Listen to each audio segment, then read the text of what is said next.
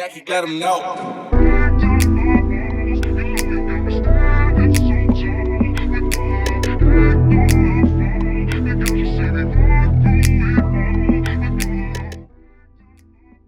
What is good, y'all? It is Jackie, and I'm back on the Splitmind channel. It has been a while since I've been able to say that. But anyways, today I'm going to be showing y'all how I make my R&B melodies for someone like Chris Brown, Tory Lanez, Bryson Tiller. Speaking of Chris Brown and Tory Lanez, I actually produced their latest single, Feels, out now with a couple of friends. Super dope song, super dope to be a part of. The music video was really cool. Tory was like dancing on the wall. And Chris Brown was like flying and shit. It was super dope. But anyways, I'm gonna be showing y'all how I make melodies in that style. But let's just hop right to it. All right, so I just rewatched the footage that I recorded, and my mic sounds really bad. If you've watched my Kanye tutorial in the past, you'll know exactly what I'm talking about. Anyways, so we're just gonna remake it from scratch. I'll leave the final, as I usually do. I put the loop in the description or the comments, but I'll leave that version in the description. But I'm just gonna briefly remake this loop from what I have in my recent files. So when it comes to these type of melodies, typically I like to put my BPM to 170, 180. So most of y'all probably know Analog Lab, very good for synthy sounds, pad sounds. I have this one. I have the one that I already used in the past. It was called Dot. Sick. It was called Dot. Hopefully it's gonna let me select it. All right, cool. And very simple. A lot of times with R&B, the chord progressions can get pretty complicated, but for this one we're just gonna keep it pretty simple.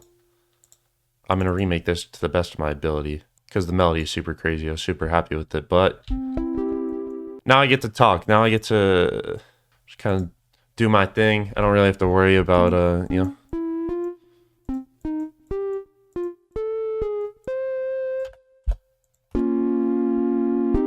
And this is the chord progression we have. Super cool pad. Obviously we're gonna do a little bit of processing to it because it wouldn't sound great like this. Add a little bit of a bass line.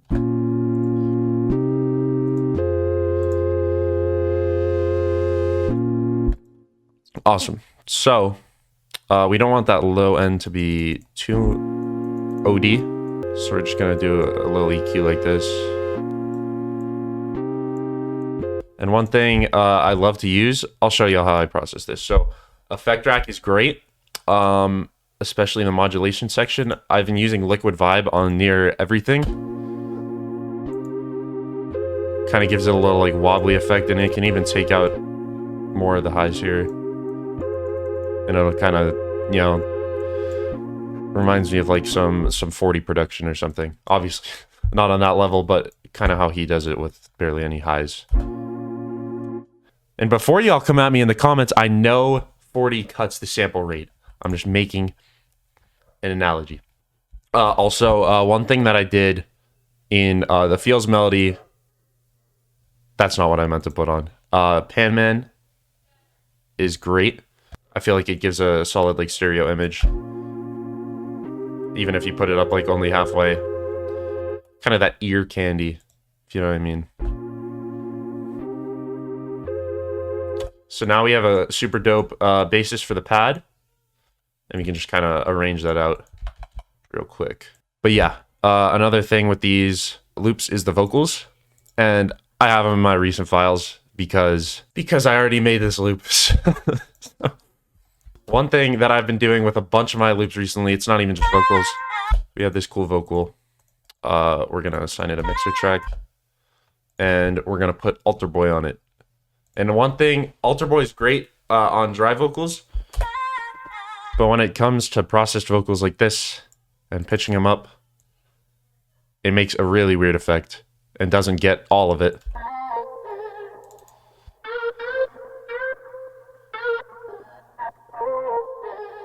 So yeah, there's like no high end anymore. It's very awkward, which is super great, and I love it about that. And the even better thing is you can assign multiple vocal loops to the same processing chain, and it'll make it sound even more awkward. So, can't remember if I pitched this one down.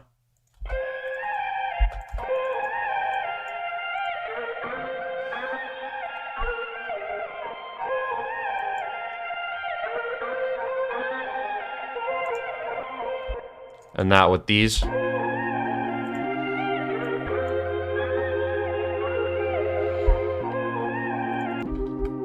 And then we kind of have a dope basis for the loop. These vocals are pretty mid-intensive, so another thing I added was again another vocal. Well, actually, I'll show you guys what it sounded like beforehand.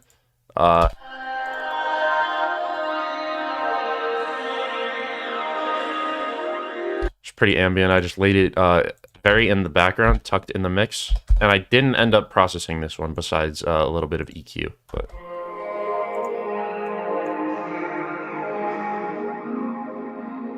And I will show you how that kind of fits in with the other vocals.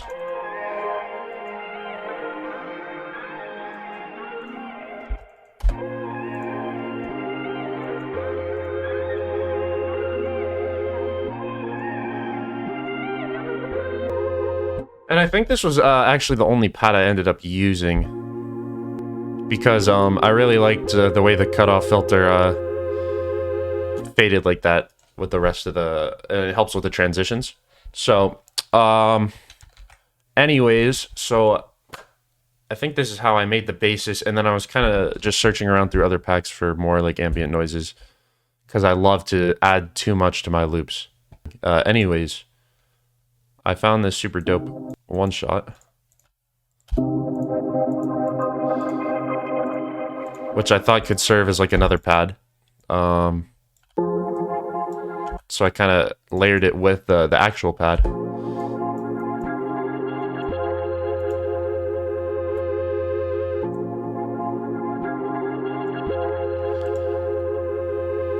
And with the vocals, that sounds like this. I thought it sounded super like weird and like old.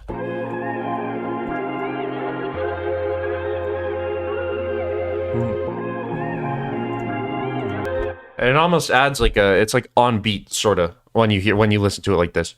But I thought it was a super dope addition. And then the last thing I added was this bass. And the bass line, super simple. I'm gonna pitch this up though. Okay, so I want to change the pitch.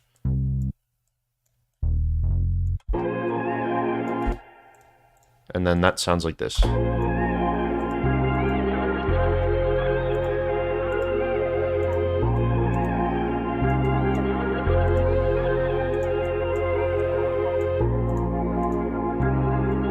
And alone, I thought this part, the transition without this Dothraki vocal, I thought it sounded super like amazing. Just with it and without it, the transition between the first 8 bars and the second 8 bars was super dope.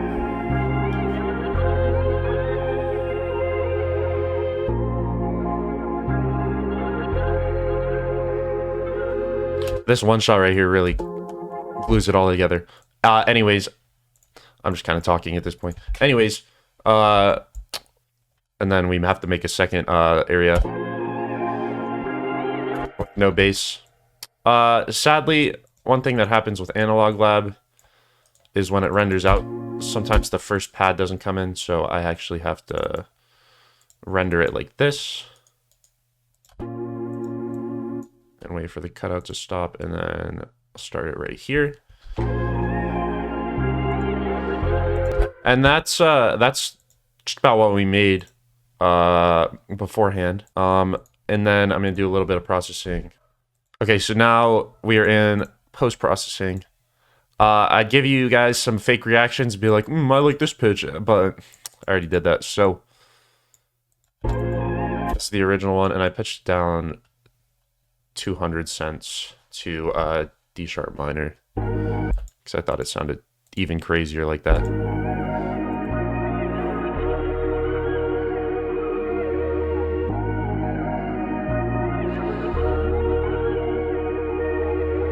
we're gonna do some post-processing. Let's go.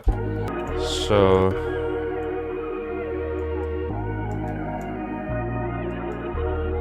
one thing about these R&B samples is that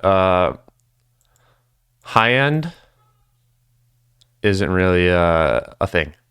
Well, with me. So as you can see up here, there isn't very much high-end regardless, so there's nothing I really need to do at this point. However, what I did do, Steven, if you've watched most of Steven's videos, he's probably told you about mid-side matrix. You can hear the difference. And I think I also slapped a Wolf compressor on here. By the way, guys, mixing is always relative. This is just so close to how I had it before anyway.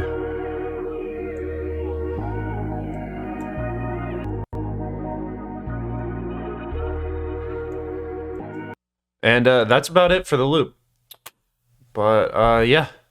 Well, if y'all made it to the end of the video, man, thank y'all for watching. I appreciate every single one of you.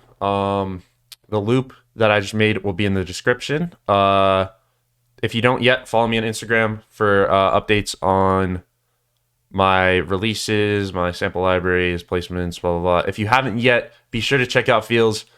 Super dope record. Super proud to be a part of it. But yeah, man, thank y'all for watching. Peace.